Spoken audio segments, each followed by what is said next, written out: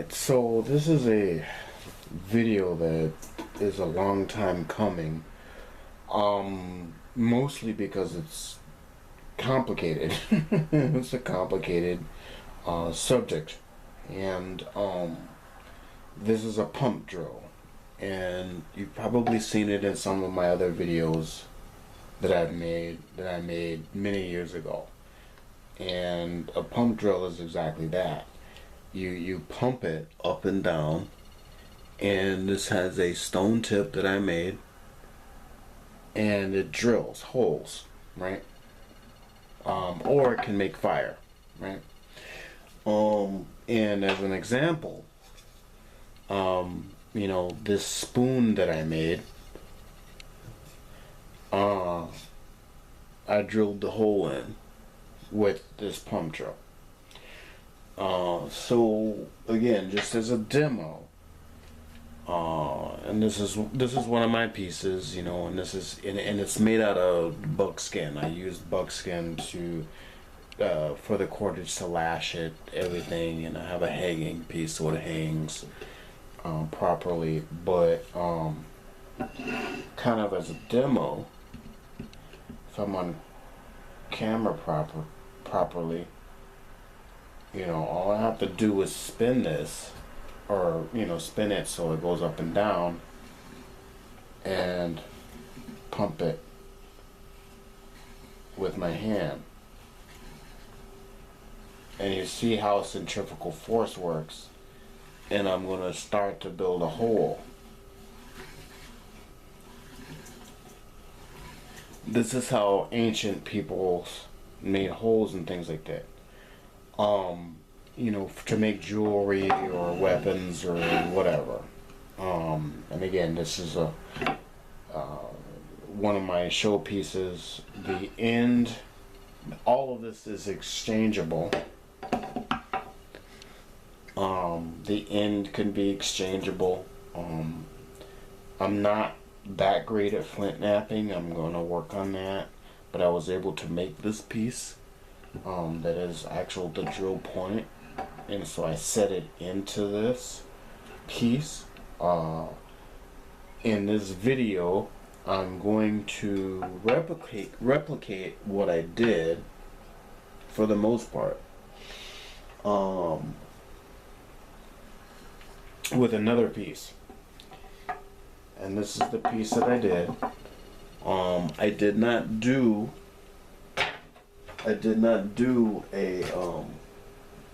an end piece, because I could sharpen this and make it to a point so that I could make fires out of it. But it's the same construction, more or less. And again, I can twist this up, and it works the same. Okay, so this is how ancient peoples made holes when they needed to drill something. Okay, and you can see I had to set this down in here and so on and so forth. So there's many different ways I could tweak this, and it's just part of problem solving. It's a part of learning, primitive tech. If you're homeschooling and you're using my website or my YouTube channel, I appreciate that. So let's begin and just go on this journey, because it is a long video. I'm sorry that it's long, but I'm known for making long videos only because I have commentary, and I don't want short sound bites, and I want and I'm normally making them for myself so I remember what I'm doing or my thought process. So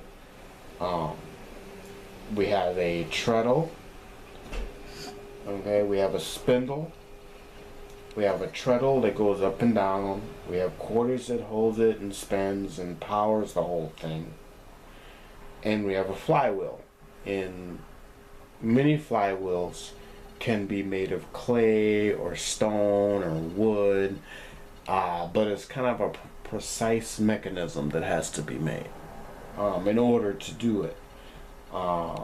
And I found this method of making the treadle actually, you know, really good. You know, yes, it does take some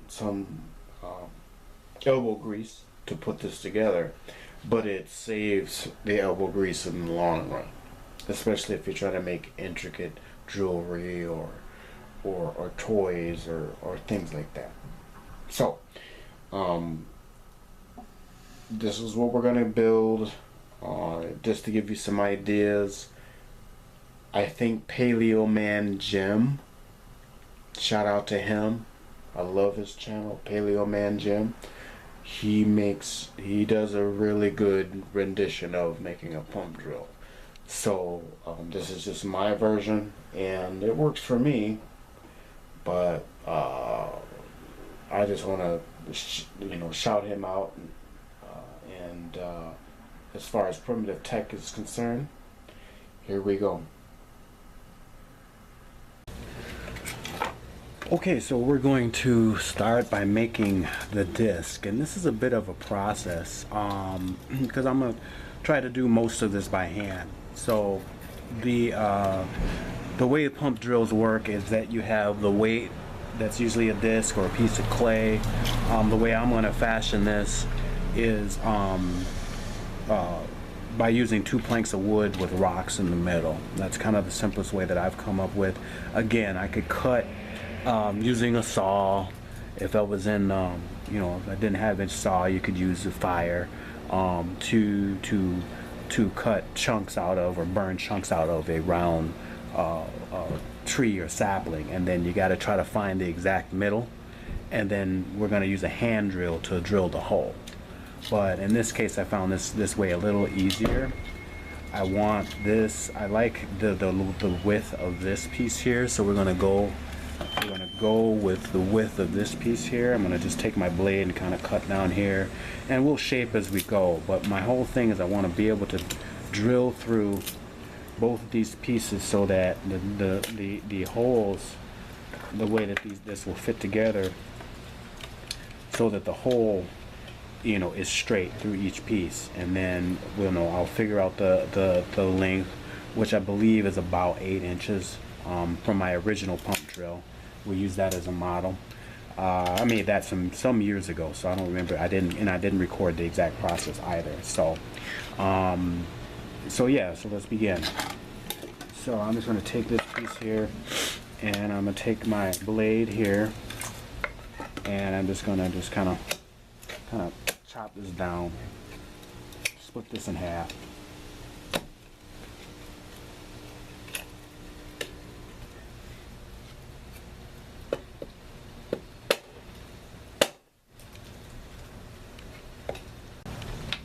Alright, so we're going to work with these pieces here, with this width, and we're just going to shape it as we go. My main focus for today is to get our hole drilled, hand drilled in. So what I want to do here is I'm going to find an approximation of the middle point here, which is about here, and then we can shape everything accordingly based on that. So I got some cordage here, and I'm just going to tightly wrap these together. Now, what I believe what I did originally was I had a thicker piece of wood, and I drilled all the way through, and then I split it in half. I got lucky. That could be risky because it can be real split off depending on the grain of the wood, so on and so forth. So I'm going to try this method where I'm just wrapping this together tightly and binding these two together so that they don't move as I drill the hole in place. But if you wanted to give that method a try, you just find a bigger, thicker piece of wood and then hand drill it, or drill, use a drill press, whatever, to drill your hole through, and then split it lengthwise.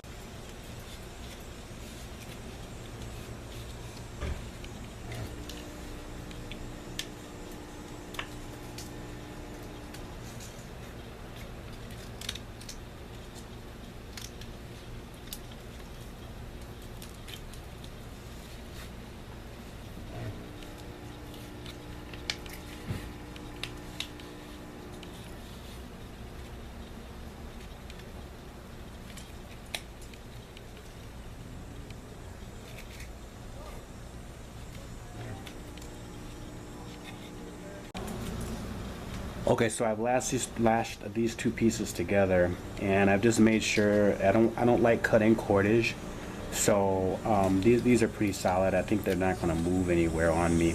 Plus, the way I'm going to sit on this will help keep everything together. And I'm just going to drill right about here. And so what I want to do is I want to take my cutting tool. That could be a rock or your blade. And I kind of want to just start kind of a divot area. Because I want to create a seat where the hand drill is going to sit.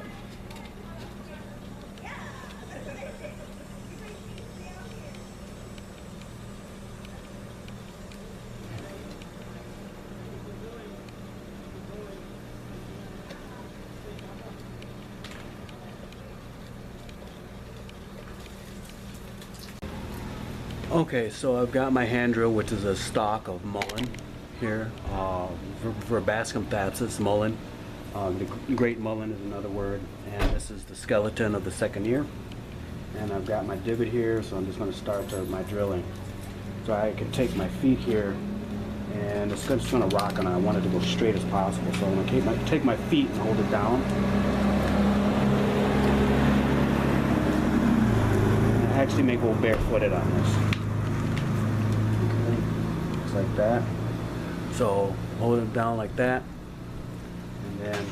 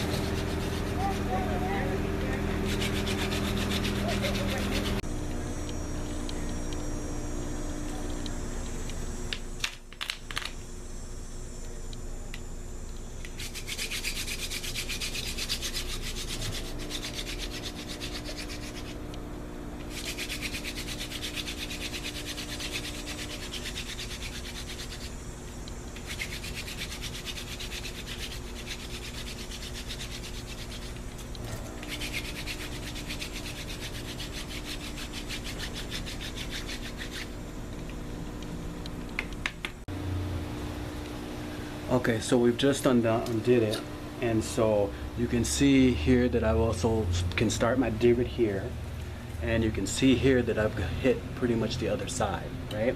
So to make sure that the hole is the same diameter, what I do want to do is I want to actually, I am going to continue to divot this out and start on this piece here. So it would have been nice to get all the way through, but that's okay. In one shot, but like I said, I'm out of practice and my hands are tender now, so and there's certain smaller muscles you have to build up for the hand drill as well. So I've just been taking my time, so I'm just going to hit it from this side. Oops, daisy. And actually I can probably use my cutting tool to give an assist. I'm going to use a smaller one. Use my blade to give an assist here. I can start to use my blade here to kind of cut this out, right? And so now we pretty much have the same diameter going all the way through, right?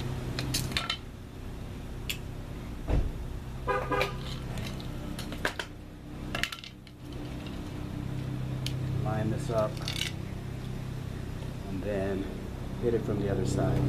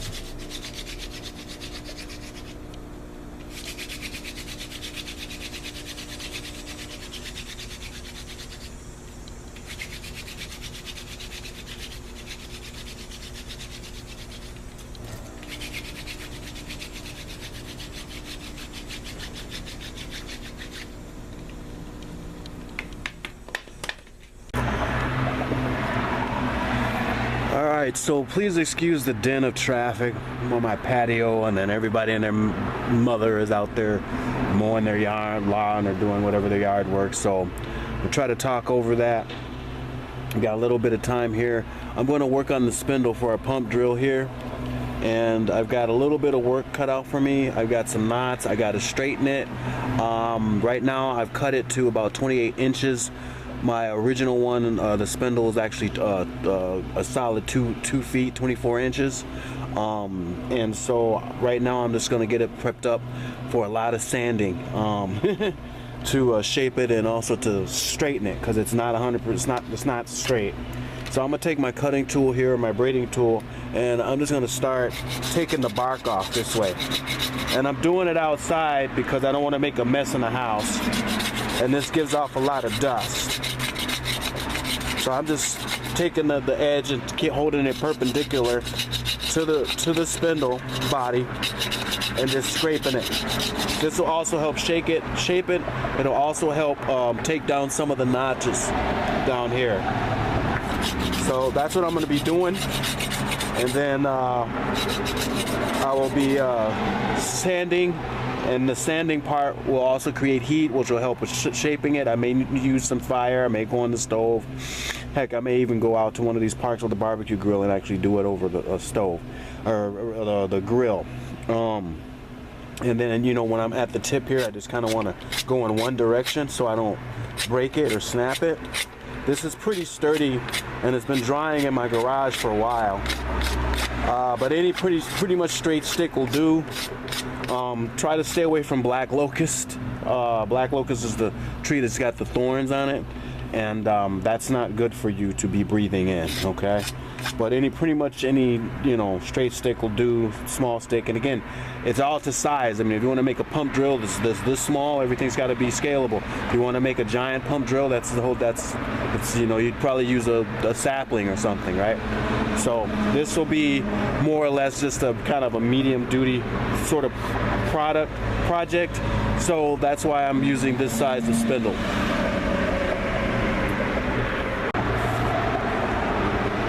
Okay, so here is our spindle that's, you know, roughly kind of taken the bark off.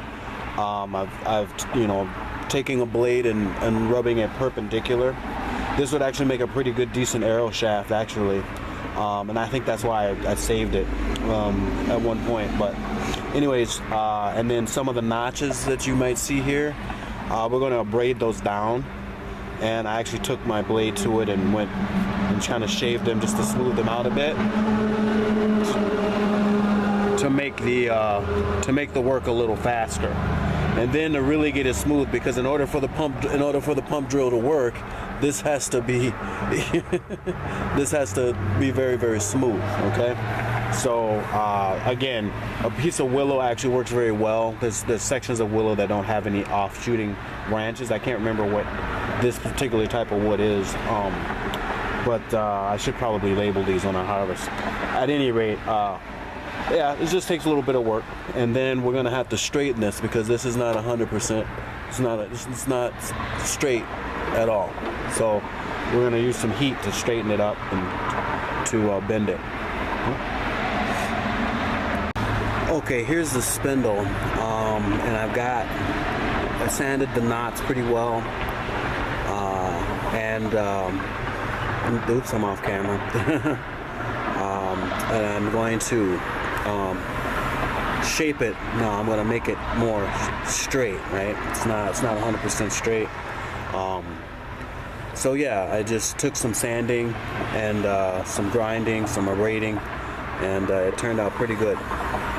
So this, like I said, I would have made a pretty good arrow shaft. We have this spindle here that, you know, as you can probably see, still needs to be straightened, but I've got it to where the pieces that are going to hold the rocks for the counterweight actually slide down fairly easy to approximately where I want them to sit. Okay, so probably approximately right there. and then they'll just kind of slide down together like so, right? And then the rocks will be in the middle. And then to keep them from sliding down even further, you know, about right here, but I want it to hang a little bit higher than that. And there's a reason for that I'll disclose later on. But at any rate, if they're wanting to slide, where I would put here is instead of making it permanent, I'm just going to do some common whipping around this with some cordage so it doesn't sink down. And then everything will be lashed together. So it could possibly go up, which it won't, because gravity will be on our side, but it won't go any further, okay? And then our blank here for the handhold, okay? The hole, you know, and then, and one thing I need to point out is that the way the nature of sticks and plants are is that this is the root end, the thicker end, so that it's thicker at the bottom and it grows thinner at the top. And that's kind of how you want it. I don't need to make this completely straight up and down. I could, but then the holes would have to be made accordingly.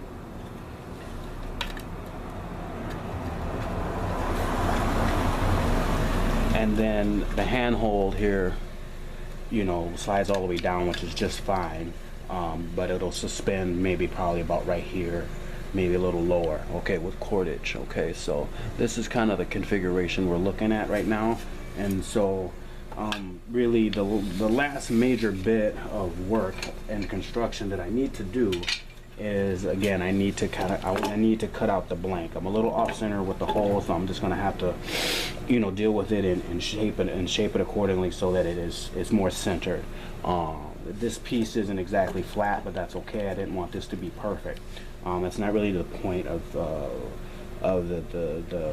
the rustic primitive technology mindset, as long as it works. Okay, so I'm going to take my blade here and I'm going to start shaping and chopping. Sorry for the background noise. So I'm going to start shaping and chopping. I kind of want to go a little wider here. And you've seen this before as I've done this, so you kind of know what I'm going to be trying to do. I'm taking my cutting tool and I'm going to be working at an angle as close to this line as I can get to get it a rough shape, and then I'll be abrading it into the shape we need. So I'll see you on the other side. Okay, so it took me about an hour to rough this out. Again, it's not perfectly symmetrical. There's a bend in it, you know, one side is thicker than the other, but again, this is what you would deal with, especially using primitive tools in a survival situation. It's just not going to be perfect. However, you can use measurements of your body, like by the width from my thumb to my index finger, like this, and rotate it to make sure that it's, you know, at least approximate or more or less the same. In fact, as a side note, it's important to know your own body measurements, like, you know, how long your thumb is, you know, in centimeters or inches, stuff like that. That way you can kind of measure things out and you'll know an approximation of what you're measuring if you need things to be symmetrical or a particular length in order for them to work. So this is the handhold. It could have been a straight flat square, it doesn't really matter. I kind of tapered at the end. I braided in some notches a little larger than the ones for the counterbalance planks. I didn't sand this down, you know, there's some strips that came in this because this wasn't cut very evenly. And then of course there's some pits in here, just because this was a piece that I had that was convenient and thick enough that I used as a backstop for drilling. Anyways, this is the finished piece. I kind of sanded it, roughed it out, and so this is pretty much ready to go. I'm going to, when this is all said and done, I'm most likely going to stain it with some walnut stain, and then I'm going to burnish it to compress the fibers, and probably add some beeswax while I'm burnishing to give it some sheen so it looks kind of nice, and to help protect it as well, because your hands over time will have oils and sweats on it, and it'll actually kind of season the wood in a way through use. So these are the component pieces here. We've got the handhold here. We've got the counterbalance planks here, okay, like that, okay. And then we have the spindles, okay? And I'm gonna, again, my apartment complex is a bit restrictive, so I can't really make a fire or a barbecue pit. So I'm gonna have to traverse to the nearest park, which is not too far away, but I gotta carry a bunch of stuff. And I'm gonna, including my camera here, and I'm gonna go out to the park and make a fire. And we're going to heat bend this so that it's nice and straight. And I mean, I could do this on the stove. I mean, it's a nice day, have a day off, so I'm just going to take advantage of it and go out there, trek. Plus, I might have an opportunity to make some coals so that I can start burning some other pieces, or I maybe just go out there during another day.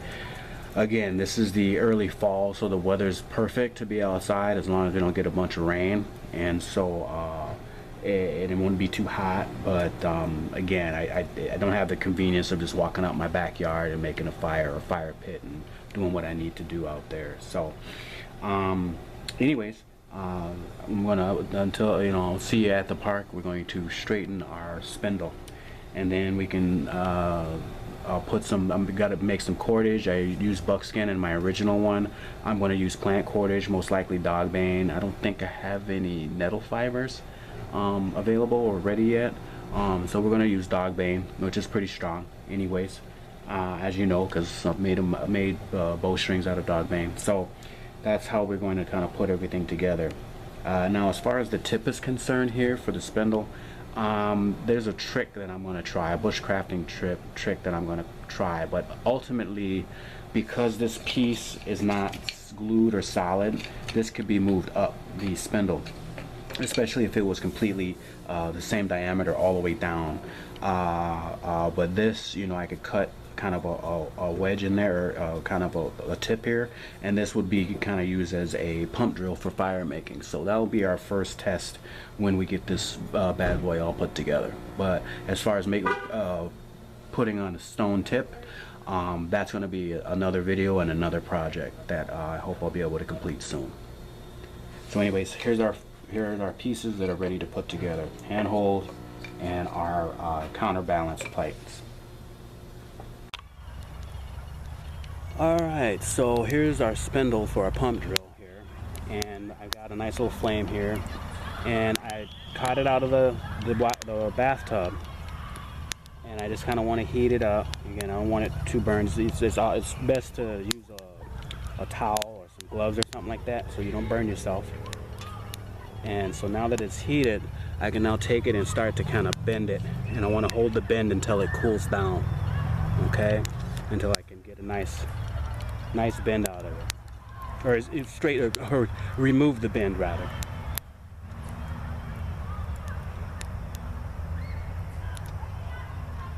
So be careful, it's better to use gloves.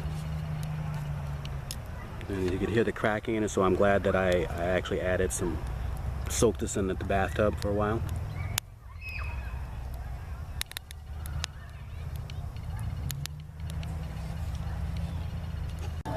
So the flames have died down, and I've added some more fuel, and this is kind of what I want, because the coals are going to just create heat, which is really what we want, so we don't burn the actual stick itself, right?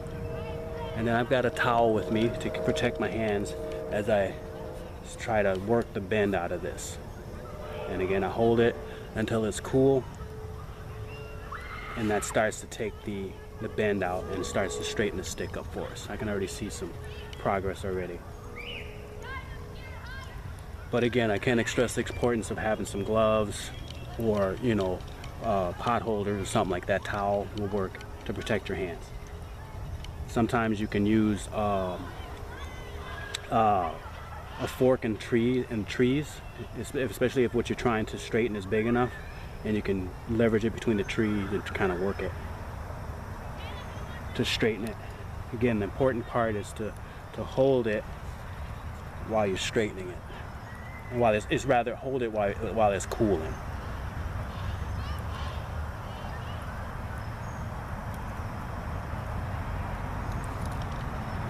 that's starting to work out, and you can start to feel how there's the shaft starts to straighten. You can start to feel it. So essentially, this is the process for making arrows out of less than straight saplings, or suckers, as some people call them, from sprouts from trees, which make kind of the best ready-made arrows. You just got to straighten them a little bit. And this is the method.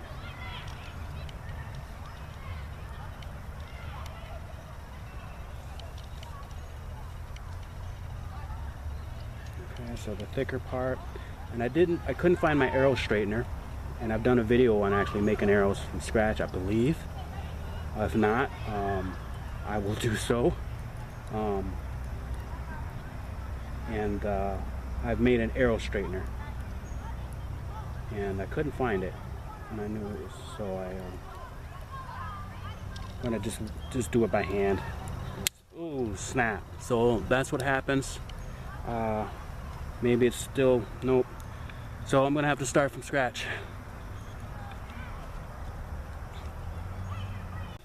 Alright, so we have reached the stage of staining. You don't have to, because over time it will naturally change colors with use and dirt and grit if this was a rustic situation. But I want to color it using my handy dandy black walnut stain, right? Because we made this, right? And I've got plenty of it, right? It doesn't take much. So again, we've got the spindle. We've got our counterbalance slats here, and I'll show you how this all puts together. I think it's interesting way that to come up with. And then we've got our treadle or our handle here. Okay, so again, these are all the same type of wood, and the spindle.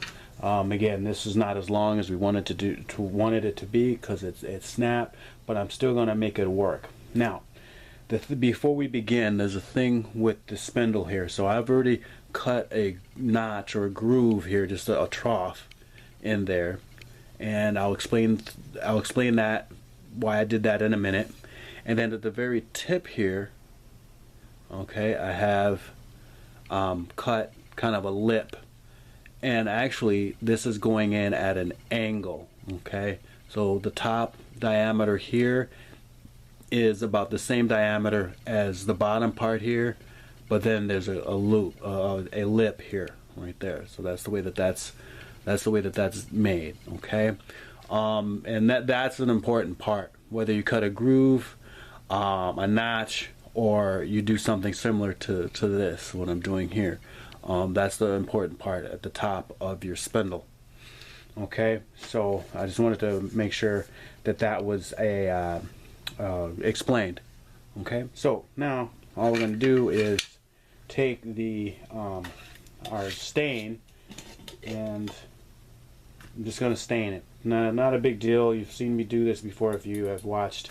If you are subscribed to the channel and you've seen my videos on using black walnut stain, it works pretty well, and it works really well. So it's really nothing to it, and you can add many coats to make it darker, pretty much like, you know, anything else. And again, it's bio-friendly and all that because it's actually made, it's all natural. So that's the spindle, and I kind of want to let this sit. And as a matter of fact, and I think I've mentioned this before in my videos, if you're new here, you can use black walnut stain to dye your hair. And I don't have much hair, so I've never really tried it. I am kind of graying a bit. I might try to see what happens with the gray hair there, but you know, I'm not that vain. Alright, so I'm going to let this sit, and I'm going to go ahead and stain the treadle like so. And then once we get this all nice and stained, and this is just pure, you know, decoration. Once we get this all nice and stained, then I'm going to go ahead and burnish this with my rock. And burnishing is compressing the fibers down, so you kind of have more of a finished, like, harder end product. Okay, it solidifies the fibers of the wood. Okay. So again, not very exciting here. Nothing really new as far as information, unless you are new to the channel. I guess repetition is the mother of skill, so you know it bears repeating, I guess. So people that are new here kind of have an understanding of why and wherefore. And I do have a video on how to stain, or how to make black walnut stain out of black walnuts. Okay, so I'm gonna go ahead and stain these other pieces here, and then we will get to burnishing. Alright, so here they are, nice and stained. And again, different wood's going to take on different properties. Again, what you do is you take your walnut stain, and it is water based. But anybody that's played with black walnuts, you know, when they're nice and fresh, and you crack them open and you play with the husk, your fingers get all stained and things like that, like right now. And again, the more you kind of let it sit and let it soak in, the wood soak in, the pores of the grain of the wood will open up because it's water. It's, you know, so it'll absorb the constituents, the dye itself, and then you just add another coat. And oftentimes I'll just take a towel and just kind of like blot dry it if I want to speed it up. But it just gives it a nice kind of rustic feel, rustic look, and it's all natural. So anyways, that's the finished look. And so I'm going to take my stone and I'm going to burnish this, which is actually, like I said, going to compress the fibers. So the next step is burnishing with beeswax. So I have a smooth stone here, and again, while it was wet with the stain, we burnished to kind of work in to compress the fibers, and also to work in some of the dye or stain. And then I have a piece of beeswax. Now this is completely optional, all right? I'm just making it pretty. So you don't have to do this if you don't want to. But if you noticed, if my lighting is right, okay, this side here is kind of got a little bit of sheen to it, because I did apply some beeswax, and I used my stone here, my smooth stone, and burnished it. The other side, just for the sake of posterity, is glistening. All right, it shouldn't be. Hopefully, it's showing up on camera properly. So really, what you do is you just take your piece of beeswax here, and you just kind of rub it in. Just kind of rub it like so on all the areas that you want to coat. This also works as a protective agent as well. So I'm doing the sides and the tip, okay?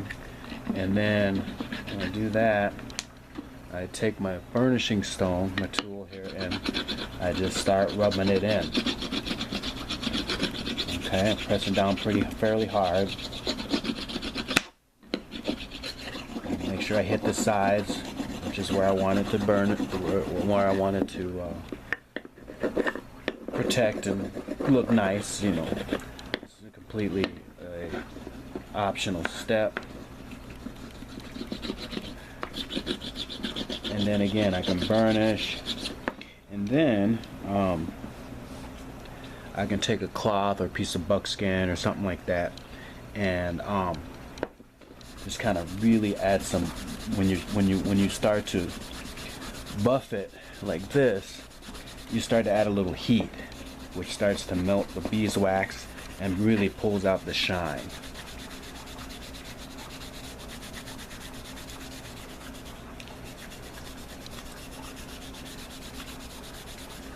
Okay, so you should be able to see kind of like before, you know, there was night and day, all right? And so again, depending on how much I want it to shine or how much I want to add some extra protection with the beeswax, because it's going to seal the pores in that, is I can add some more beeswax and buff it some more. Burnish and buff, right?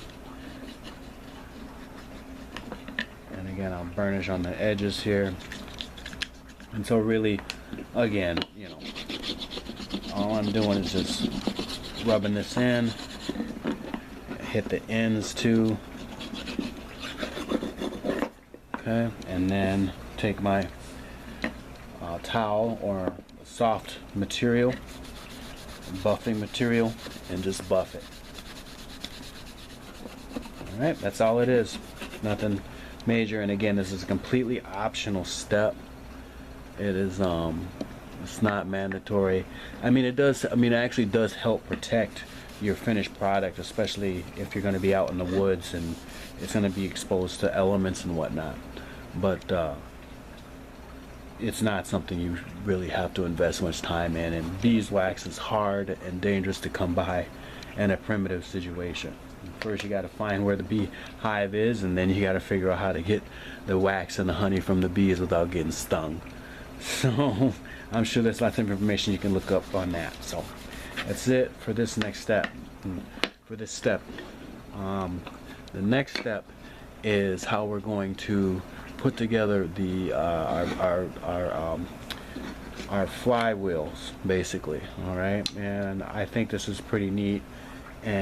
And I discovered this from some years ago from a book that I have by the Society of Primitive Technology, and so we're going to put together our flywheel. Alright, so we literally have sticks and stones to make the flywheel, a weighted flywheel, for our pump drill. And this is kind of a cool way to do it without making like an actual, a weighted piece or out of clay or ceramics or something like that, or sandstone.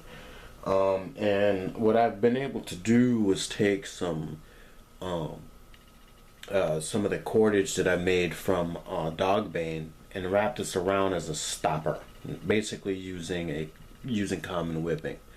I have how to make common whipping under knots on my channel, so it should not be hard to do. I've wet it down because this, again, making the holes for the flanges, if I may, for our flywheel, has to fit down and sit into it. But before we do that, the key is we got to have some rocks, and I have these marked as medium with the M, because I have a few of them. And conceptually, I might need a heavier rock depending on what I'm trying to drill into, etc., etc. So this is the medium weight, and I've got some cordage here, which is just basically regular twine, that I'm going to wrap this into, and then we're going to slide onto our sticks. So yeah, we got sticks and stones going on. And yeah, sticks and stones can break your bones because we probably would drill through them. Interesting. Anyways, and yes, there was bone work. I've done a little bit. I haven't really posted much, but I digress. So anyways, I'm going to take one rock here. Well, actually, I want to separate this just to kind of show you this, and then I'm going to do a lot of this off camera, but I want to give you a concept. All we're going to do is sandwich these rocks between these two pieces of wood that we worked on. So I'm gonna need two hands, and I might have to be off camera, and I don't want to do, I don't want to take up too much of your time. But essentially, the bottom one, I'm gonna just put like this, and again, this is where our notches that we made in these pieces come in handy. So the notches fit in like that. Okay. And then I'm going to take this one, and this is kind of has a triangular shape. So I want the fat end out and the pointed end towards the hole. And then I want to put this one on top. And so now as I do this, I want to be able to crisscross, and that's why I say this is kind of hard to do on camera without an extra camera person, but I'm a single man operation, so that's just what it is right now. to crisscross these, to sandwich this in. Okay, and then I'm going to have to continue to crisscross around and around and around until we're able to insert the other piece, which we will do when we get there. But that's kind of the idea, right? And the reason why we have the notches so nothing slides apart, because we're relying on centrifugal force.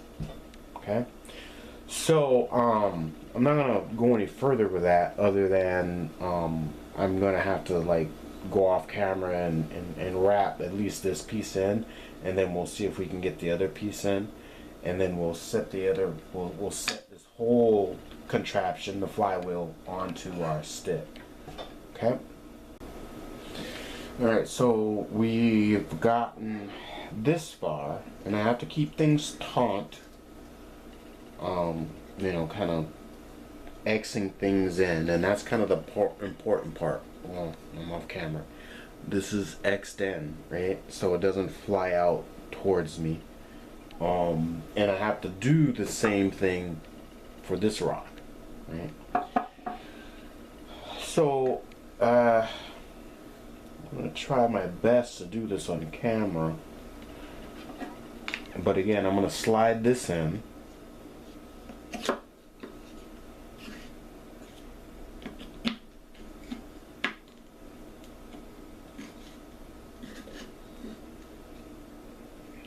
Wants to be stubborn. Typical.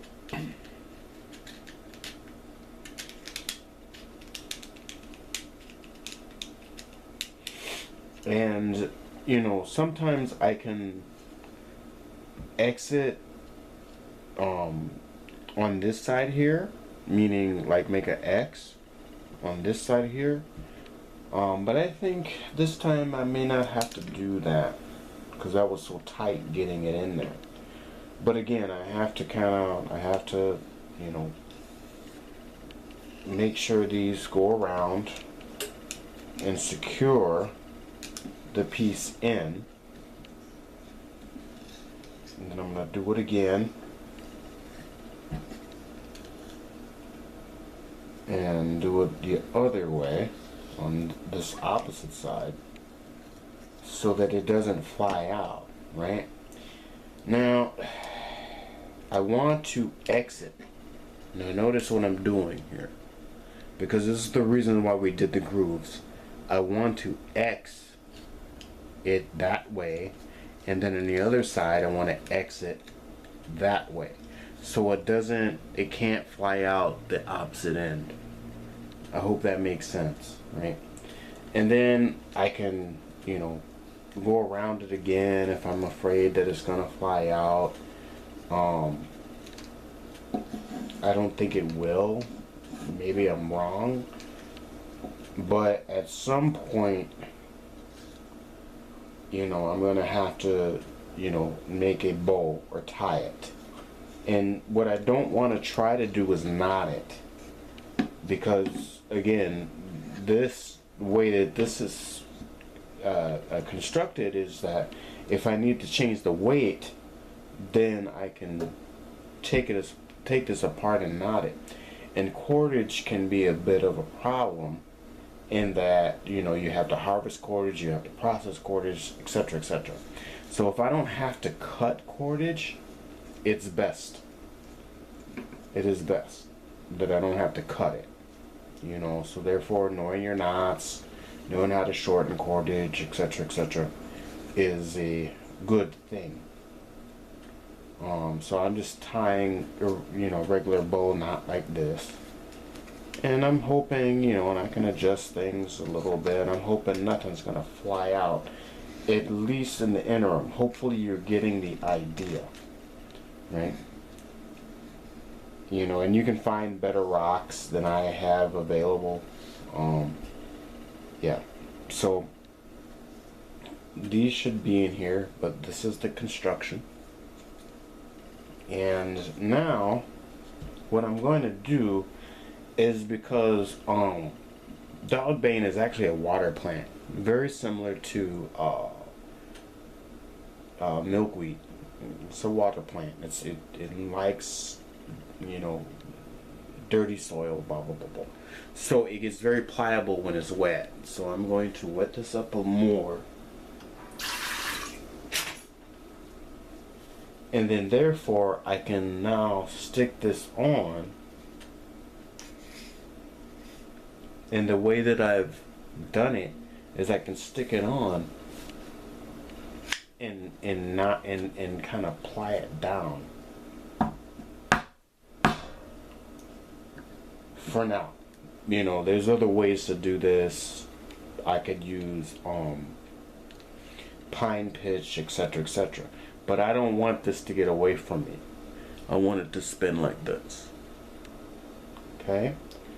So this is kind of, and then I could probably add some more cordage because I'm afraid of this coming apart. But at least for this demo, I want it this way. I'm gonna keep it this way. Alright, so now we gotta put the handle configuration on. So there's more to it. So here is our handle portion, right? And it's already dyed using walnut dye, and it's been sitting for a few days. So I've drilled a hole big enough to go over this portion like that, and it's not catching or anything. It's quite lucid, as one would say, right? However, I've got more cordage. So what I've done is I've just basically made a overhand knot. There's a more extravagant knot that one can make, but this seems to work just fine, and it's easier to do. And again, the way that I cut the notch in the tip of this holds the knot just fine.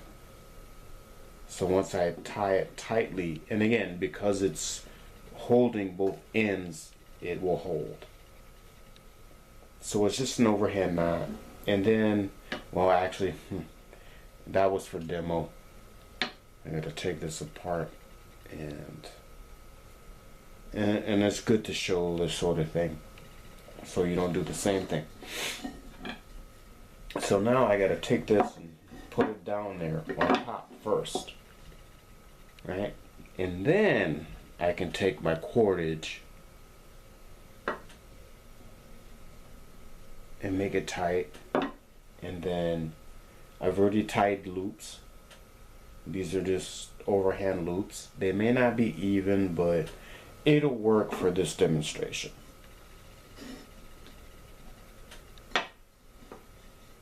So I've just made the loops big enough to hold on to the notches. And the same on this side.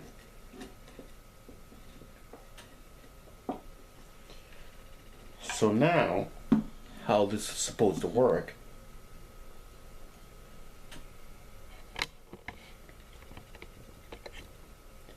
You see, so this spins freely. It goes up and down freely. The treadle, I guess you would call it, or the handle, the flywheel mechanism, and then there is the actual end that actually does the drilling. And then there's more to this. But for now, after all that work, this is kind of what we get, right? So I wind it, and there's kinetic energy in there. And if I can hold this when I push down and let it spin, it does its thing, right? So if I was to make this into a drill to make fire, or a drill to drill something in, a hole in, this is the actual mechanical function, right? This is how it works, right? And there's big ones and there's tiny ones, but the idea is the same. And what I found fascinating about this was that, you know, when I've seen this before was that there were flywheels. They were actual like wheels carved out of stone, and I'm like, okay, how do you make the hole out of stone first off? Blah blah blah. You know how, or wood for that matter, and you know, outside of, you know, getting blisters and drilling a hole, you know, and then you gotta make the, you know, make it fit just right, etc., etc. This kind of shortens that learning curve, if you will, right?